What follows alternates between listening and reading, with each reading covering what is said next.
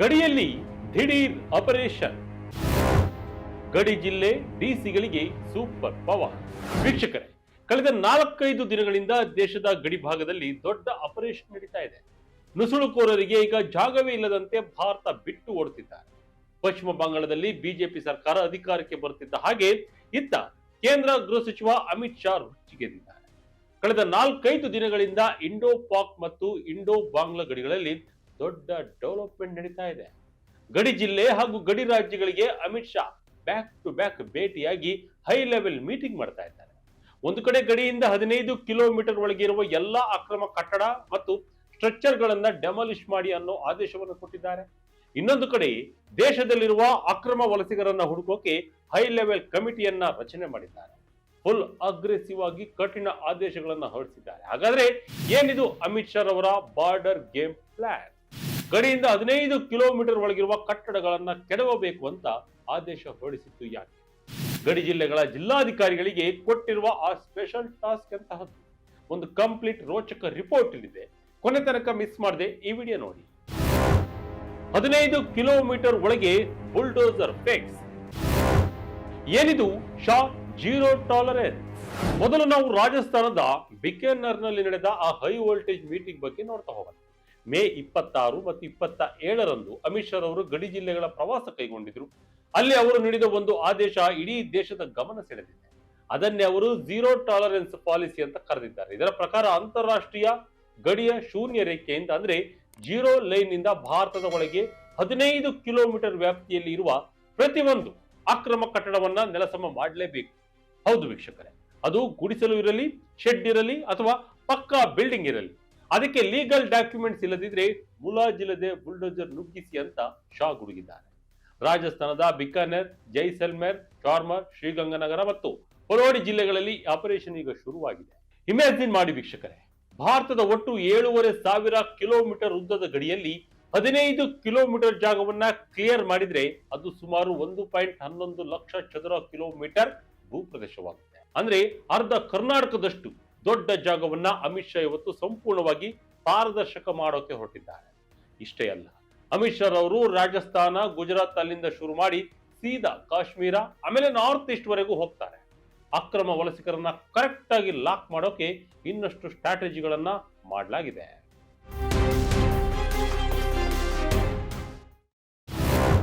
ಗಡಿಯಲ್ಲಿ 791 ಡ್ರೋನ್ ನುಸುಳುವಿಕೆ. ಗಡಿಯಲ್ಲಿ ಪಾಕಿಸ್ತಾನದ ಹೊಸ ಯುದ್ಧ. ವೀಕ್ಷಕರೇ, ಯಾಕೆ ಈ 15 ಕಿಲೋಮೀಟರ್ ಪ್ರದೇಶವನ್ನೇ ಶಾ ಆರಿಸಿಕೊಂಡಿದ್ದಾರೆ ಗೊತ್ತಾ? ಅದರ ಹಿಂದೆ ಒಂದು ಭಯಾನಕವಾದ ಡೇಟಾ ಇದೆ.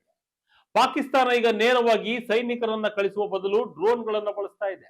ಯಾಕೆಂದ್ರೆ ಪಾಕ್ ಗಡಿಯಲ್ಲಿ ನಮ್ಮ ಭದ್ರತೆ ಸ್ಟ್ರಾಂಗ್ ಆದ ಮೇಲೆ ಪಾಕ್ ಉಗ್ರಗಾಮಿ ಸಂಘಟನೆಗಳು ಮತ್ತು ತಮ್ಮ ಸ್ಟ್ರಾಟಜಿಯನ್ನ ಚೇಂಜ್ ಮಾಡಿದ್ದಾರೆ. ಈಗ ನೇರವಾಗಿ ನುಸುಳುವ ಬದಲು ಡ್ರೋನ್ ಮೂಲಕ ಪಂಜಾಬ್ ಮತ್ತು ರಾಜಸ್ಥಾನದ ಗಡಿಗಳಿಗೆ ಮಾದಕ ವಸ್ತು ಹಾಗೂ ಶಸ್ತ್ರಾಸ್ತ್ರಗಳನ್ನ ಡ್ರಾಪ್ ಮಾಡೋಕೆ ಶುರು ಮಾಡಿದ್ದಾರೆ. ಹೌದು, 2025ರ ಒಂದೇ ವರ್ಷದಲ್ಲಿ ಭಾರತದ ಗಡಿಯಲ್ಲಿ ಬರೋಬ್ಬರಿ 791 ಬಾರಿ ಡ್ರೋನ್ ನುಸುಳುವಿಕೆ ನಡೆದಿದೆ. ಇದರಲ್ಲಿ ಅತಿ ಹೆಚ್ಚು ಅಂದ್ರೆ 782 ಘಟನೆಗಳು ನಡೆದಿದ್ದು ಕೇವಲ ಪಂಜಾಬ್ ಮತ್ತು ರಾಜಸ್ಥಾನದ ಗಡಿಯಲ್ಲಿ. ಈ ಡ್ರೋನ್ಗಳ ಮೂಲಕ ಪಾಕಿಸ್ತಾನವು ಮಾದಕ ವಸ್ತುಗಳು, ಶಸ್ತ್ರಾಸ್ತ್ರಗಳು ಮತ್ತು ನಕಲಿ ನೋಟುಗಳನ್ನ ಭಾರತದೊಳಗೆ ಡ್ರಾಪ್ ಮಾಡ್ತಾ ಇದೆ. ಅಚ್ಚರಿಯ ವಿಷಯ ಅಂದ್ರೆ ಈ ಡ್ರೋನ್ಗಳಿಂದ ಬೀಳುವ ಸರಕನ್ನ ಕಲೆಕ್ಟ್ ಮಾಡೋಕೆ ಗಡಿ ಭಾಗದಲ್ಲಿರುವ ಈ ಅಕ್ರಮ ಶೆಡ್ ಮತ್ತು ಕಟ್ಟಡಗಳನ್ನೇ ಸೇಫ್ ಹೌಸ್ ಆಗಿ ಬಳಸಲಾಗ್ತಿದೆ. ಅಷ್ಟೇ ಅಲ್ಲ, ಈ ಕಟ್ಟಡಗಳು BSF ಯೋಧರಿಗೆ ಲೈನ್ ಅಪ್ ಸೈಟ್ ಅಂದ್ರೆ ನೇರವಾಗಿ ಕಣ್ಗಾವಲಿಡೋಕೆ ಅಡ್ಡಿಯಾಗಿತ್ತು. ಬ್ಲೈಂಡ್ ಸ್ಪಾಟ್ ಗಳನ್ನ ಕ್ರಿಯೇಟ್ ಮಾಡಿ ಉಗ್ರರಿಗೆ ಸಹಾಯ ಮಾಡ್ತಿದ್ವಿ. ಈ ಎಲ್ಲ ಅಕ್ರಮ ಅಡ್ಡೆಗಳನ್ನ ಧ್ವಂಸ ಮಾಡೋಕೆ ಬುಲ್ಡೋಸರ್ ರೆಡಿ ಆಗಿದೆ. ಗಡಿ ಜಿಲ್ಲೆಗಳ ಡಿಸಿಗಳಿಗೆ ಸೂಪರ್ ಪವರ್. ಹವಾಲ ದಂಧೆ, ಮ್ಯೂಲ್ ಅಕೌಂಟ್ಸ್ ಮೇಲೆ ಕಣ್ಣು. ಅಮಿತ್ ಶಾ ಅವರು ಕೇವಲ ಕಟ್ಟಡ ಕೆಡವೋಕೆ ಹೇಳಿಲ್ಲ ವೀಕ್ಷಕರೇ, ಅವರು ಜಿಲ್ಲಾಧಿಕಾರಿಗಳಿಗೆ ಅಂದ್ರೆ ಡಿಸಿಗಳಿಗೆ ಎಂತಹ ಪವರ್ ಕೊಟ್ಟಿದ್ದಾರೆ ಅಂದ್ರೆ ಇನ್ನು ಮುಂದೆ ಗಡಿ ಭಾಗದಲ್ಲಿ ನಡೆಯುವ ಪ್ರತಿಯೊಂದು ಬ್ಯಾಂಕ್ ವಹಿವಾಟನ್ನ ಡಿಸಿಗಳೇ ಚೆಕ್ ಮಾಡಬಹುದು. ಗಡಿ ಹಳ್ಳಿಗಳಲ್ಲಿರುವ ದೊಡ್ಡ ದೊಡ್ಡ ವ್ಯಾಪಾರ ಸಂಸ್ಥೆಗಳ ಹಣದ ಮೂಲ ಯಾವುದು? ಅವರಿಗೆ ವಿದೇಶದಿಂದ ಹಣ ಬರ್ತಿದ್ಯಾ? ನಕಲಿ ಕಂಪನಿಗಳನ್ನ ಸೃಷ್ಟಿಸಿ ಹವಾಲ ದಂಧೆ ಮಾಡ್ತಿದ್ದಾರ? ಮ್ಯೂಲ್ ಅಕೌಂಟ್ಸ್ ಅಂದ್ರೆ ಬಡವರ ಹೆಸರಿನಲ್ಲಿ ಅಕೌಂಟ್ ತೆರೆದು ಉಗ್ರರಿಗೆ ಫಂಡಿಂಗ್ ಮಾಡ್ತಿದ್ದಾರ? ಪ್ರತಿಯೊಂದನ್ನು ಜಾಲಾಡುವ ಜವಾಬ್ದಾರಿ ಈಗ ಡಿಸಿಗಳ ಮೇಲೆ. ಇದರ ಜೊತೆಗೆ 1930 ಎನ್ನುವ ಸೈಬರ್ ಕ್ರೈಮ್ ಹೆಲ್ಪ್ ಲೈನ್ ಅನ್ನ ಗರಿಷ್ಠ ಮಟ್ಟದಲ್ಲಿ ಬಳಸಿಕೊಳ್ಳಲು ಸೂಚಿಸಲಾಗಿದೆ. ಗಡಿ ಭಾಗದಲ್ಲಿರುವ ನಕಲಿ ಆಧಾರ್ ಕಾರ್ಡ್ಗಳನ್ನು ಪತ್ತೆ ಹಚ್ಚಿ ಅವರನ್ನ ದೇಶದಿಂದ ಹೊರಹಾಕೋಕೆ ಈಗ ಗ್ರೌಂಡ್ ವರ್ಕ್ ರೆಡಿ ಆಗಿದೆ. ಅಂದ್ರೆ ಇದು ಬರೀ ಭದ್ರತೆ ಅಲ್ಲ, ಇದೊಂದು ಅಪ್ಪಟ ಆರ್ಥಿಕ ಸರ್ಜಿಕಲ್ ಸ್ಟ್ರೈಕ್ ಎಂದು ಹೇಳಲಾಗ್ತಿದೆ. 360 ಡಿಗ್ರಿ ಸೆಕ್ಯೂರಿಟಿ ಗ್ರೇಡ್. ಏನಿದು ಸ್ಮಾರ್ಟ್ ಬಾರ್ಡರ್ ಪ್ರಾಜೆಕ್ಟ್? ಭಾರತದ 15,106 ಕಿಲೋಮೀಟರ್ ಭೂಗಡಿಯನ್ನ ಕೇವಲ ಸೈನಿಕರಿಂದ ಕಾಯೋದು ಕಷ್ಟ ಅನ್ನೋದು ಮೋದಿಯವರಿಗೂ ಗೊತ್ತು. ಅದಕ್ಕಾಗಿಯೇ ಸ್ಮಾರ್ಟ್ ಬಾರ್ಡರ್ ಪ್ರಾಜೆಕ್ಟ್ ಅನ್ನ ತರಲಾಗಿದೆ. ಇದರಲ್ಲಿ ಏನೇನು ಟೆಕ್ನಾಲಜಿ ಇದೆ ಗೊತ್ತಾ? ಇನ್ನು ಮೊದಲನೇದಾಗಿ ನಾವು ನೋಡ್ತಾ ಹೋದಾದ್ರೆ ಥರ್ಮಲ್ ಇಮೇಜಸ್. ಇವು ಕಗ್ಗತ್ತಲನ್ನ ಮನುಷ್ಯರ ದೇಹದ ಉಷ್ಣಾಂಶವನ್ನ ಪತ್ತೆ ಹಚ್ಚಿ ಅಲರ್ಟ್ ಮಾಡುತ್ತವೆ. ಇನ್ನು ಎರಡನೇದು ಅಂಡರ್ ಗ್ರೌಂಡ್ ಸೆನ್ಸಾರ್. ನೆಲದಾಳದಲ್ಲಿ ಅಳವಡಿಸಿರುವ ಈ ಸೆನ್ಸಾರ್ಗಳು ಯಾರಾದರೂ ಗಡಿ ಹತ್ತಿರ ಹೆಜ್ಜೆ ಇಟ್ಟರೆ ಆ ವೈಬ್ರೇಷನ್ ಅನ್ನ ಕಂಟ್ರೋಲ್ ರೂಮ್ಗೆ ರವಾನೆ ಮಾಡುತ್ತೆ. ಇನ್ನು ಮೂರನೇದು ಲೇಸರ್ ಫೆನ್ಸಿಂಗ್. ಎಲ್ಲಿ ತಂತಿ ಬೇಲಿ ಹಾಕೋಕೆ ಆಗಲಿಲ್ಲವೋ ಅಲ್ಲಿ ಕಣ್ಣಿಗೆ ಕಾಣದ ಲೇಸರ್ ಕಿರಣಗಳ ಬೇಲಿ ಇರುತ್ತೆ. ಇನ್ನು ನಾಲ್ಕನೇದು ಏರೋಸ್ಟಾಟ್ ಬಲೂನ್ಸ್. ಆಕಾಶದಲ್ಲಿ ಹಾರುವ ಬೃಹತ್ ಬಲೂನ್ಗಳ ಮೇಲೆ ರೇಡರ್ ಮತ್ತು ಸೋನಾರ್ ಗಳನ್ನ ಹಾಕಲಾಗಿದೆ. ಇದೆಲ್ಲವನ್ನ ಒಂದು ಯೂನಿಫೈಡ್ ಕಮಾಂಡ್ ಸೆಂಟರ್ಗೆ ಕನೆಕ್ಟ್ ಮಾಡಲಾಗಿದೆ. ಅಂದ್ರೆ ಗಡಿಯಲ್ಲಿ ಒಂದು ಸಣ್ಣ ಇರುವೆ ಓಡಾಡಿದ್ರು ಅದು ಅಮಿತ್ ಶಾ ಅವರ ವಾರ್ ರೂಮ್ಗೆ ಗೊತ್ತಾಗುತ್ತೆ.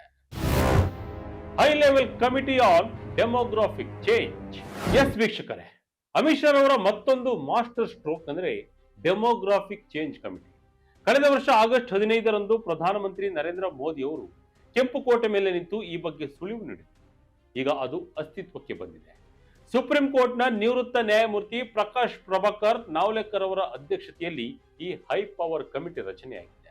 ಇದರಲ್ಲಿ ನಿವೃತ್ತ IAS ಅಧಿಕಾರಿ ದುರ್ಗಾಶಂಕರ್ ಮಿಶ್ರಾ ಮತ್ತು ಖ್ಯಾತ ಅರ್ಥಶಾಸ್ತ್ರಜ್ಞ ಡಾಕ್ಟರ್ ಶಮಿಕಾ ರವಿ ಅವರಿದ್ದಾರೆ.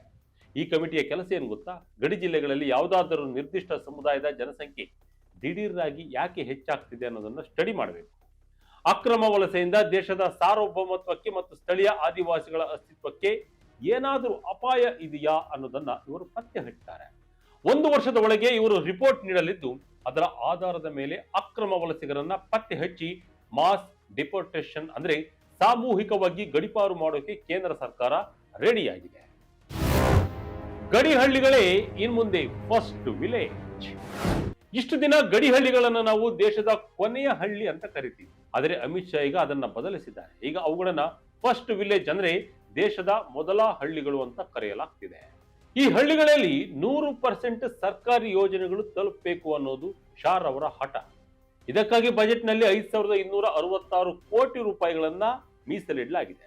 ಗಡಿ ಹಳ್ಳಿಗಳ ಜನರಿಗೆ ಸಶಕ್ತರಾದ್ರೆ ಅವರು ನುಸುಳುಕೋರರಿಗೆ ಸಹಾಯ ಮಾಡಲ್ಲ, ಬದಲಾಗಿ ಸೇನೆಗೆ ಮಾಹಿತಿದಾರರಾಗಿ ಕೆಲಸ ಮಾಡ್ತಾರೆ ಅನ್ನೋದು ಸರ್ಕಾರದ ದೊಡ್ಡ ಲೆಕ್ಕಾಚಾರವಾಗಿದೆ. ಬಂಗಾಳದ 600 ಹೆಕ್ಟೇರ್ ಭೂಮಿಯ ರಹಸ್ಯವೇನು? ಈ ಕಾರ್ಯಾಚರಣೆಯ ಅತಿ ದೊಡ್ಡ ಬಲ ಸಿಕ್ಕಿರೋದು ಪಶ್ಚಿಮ ಬಂಗಾಳದಲ್ಲಿ. ಇಷ್ಟು ದಿನ ಮಮತಾ ಬ್ಯಾನರ್ಜಿರವರು ಗಡಿಯಲ್ಲಿ ಬೇಲಿ ಹಾಕೋಕೆ ಭೂಮಿ ಕೊಡ್ತಿರಲಿಲ್ಲ. ಆದರೆ ಈಗ ಬಂಗಾಳದಲ್ಲಿ ಸುವೇಂದು ಅಧಿಕಾರಿರವರು BSFಗೆ ಬರೋಬ್ಬರಿ 600 ಹೆಕ್ಟೇರ್ ಭೂಮಿಯನ್ನ ಹಸ್ತಾಂತರಿಸಿದ್ದಾರೆ. ಇದರಿಂದ ಚಿಕನ್ ನೆಕ್ ಪ್ರದೇಶದ ಭದ್ರತೆ ಈಗ ಉಕ್ಕಿನ ಕೋಟೆಯಂತಾಗಿದೆ. ಗಡಿ ಜಿಲ್ಲೆಗಳ ಡಾಟ್ಸ್ ಗಳನ್ನ ಕನೆಕ್ಟ್ ಮಾಡಿ ನೋಡಿದ್ರೆ ಅಮಿತ್ ಶಾ ಅವರು ದೇಶದ ಒಳಗಿರುವ ಗೆದ್ದಲುಗಳನ್ನ ಕಿತ್ತೆಸೆಯೋಕೆ ಒಂದು ಬೃಹತ್ ಮಹಾಸಮರಕ್ಕೆ ಗ್ರೌಂಡ್ ವರ್ಕ್ ಅನ್ನ ಮುಗಿಸಿದ್ದಾರೆ ಅನ್ನೋದು ಸ್ಪಷ್ಟವಾಗುತ್ತೆ.